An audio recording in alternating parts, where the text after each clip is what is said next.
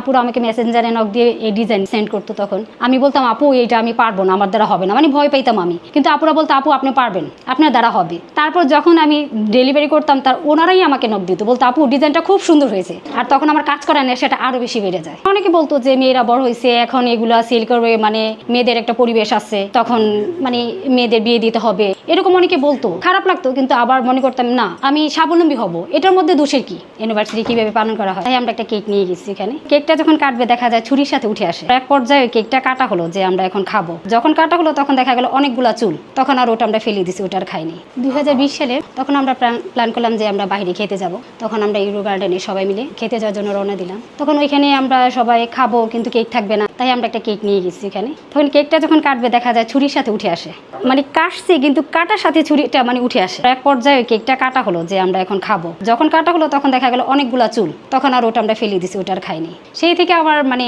তারপর পরের দিন আমি শুয়ে যখন ইউটিউব দেখছিলাম তখন একটা কেক মেকিং এর ভিডিও আসে। তখন এটা দেখে মনে হয় যে আমি কেক তৈরি করতে পারবো। তখন আমার দেবর, আমার হাজবেন্ড এরা খুব মজা করতেছিল যে এর দ্বারা এটা হবে না, এটা ভেবে তারা মনে করতেছিল কেকটা অনেক কঠিন, আমার দ্বারা এটা হবে না, এটা খুব সেন্সিটিভ একটা জিনিস, সবাই এটা পারবে না, সেটা ভেবে তারা আমার সাথে অনেক মজা করতেছিল। কিন্তু আমি কেকটা অ্যাটলিস্ট বানাই। তখন ওরাই আমার কেকটা খেয়ে বলে ভালোই তো বানাস, তুই তো কেক সেল করতে পারিস।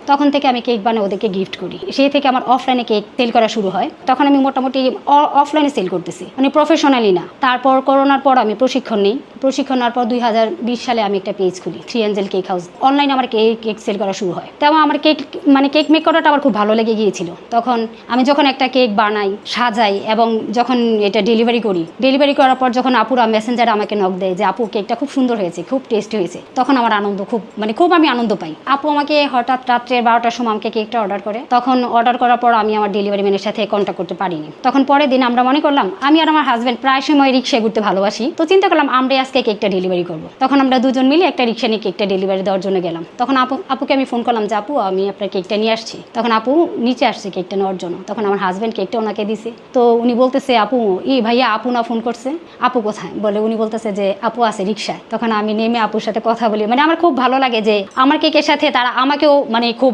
আপন করে নিয়েছে। এটা আমার মানে আমার কেক বানানোর নেশাটা আমাকে আরো বেশি তখন বাড়িয়ে দেয়। মানে সেই থেকে আমি তা নিয়ে এবং আমার 3 এঞ্জেল কেক হাউসের পথ চলা। আমি মধ্যবিত্ত পরিবারের সন্তান। আমার বাবা প্রাইভেট কোম্পানির পাসেস অফিসার ছিলেন। আমরা 3 ভাই 3 বোন। আমার হাজব্যান্ড প্রাইভেট কোম্পানিতে জব করতেন। ননদ, শাশুড়ি, দেবর নিয়ে ছিল আমার ছোট্ট সংসার। আর পরিবারের বড় ছেলে হয়, তার উপরে ছিল সংসারের দায়িত্ব। যেহেতু তেমন একটা সংসারের সচ্ছলতা ছিল না, তাই আমার কোনো কিছু করার আগ্রহটা আরো বেশি বেড়ে গিয়েছিল, যে নিজে কিছু করব। আমার সবসময় ইচ্ছা থাকতো যে আমাকে স্বাবলম্বী হতে হবে, আমি কিছু করব, এই ইচ্ছাটা সবসময় আমাকে তাগাদা দিত। কিন্তু মেয়েদের জন্য আমি বাইরে যে করব সেটা আমার পক্ষে পসিবল ছিল না। তখন অনেকে উৎসাহ দিছে। আমার মেয়ের ফ্রেন্ডের ওরা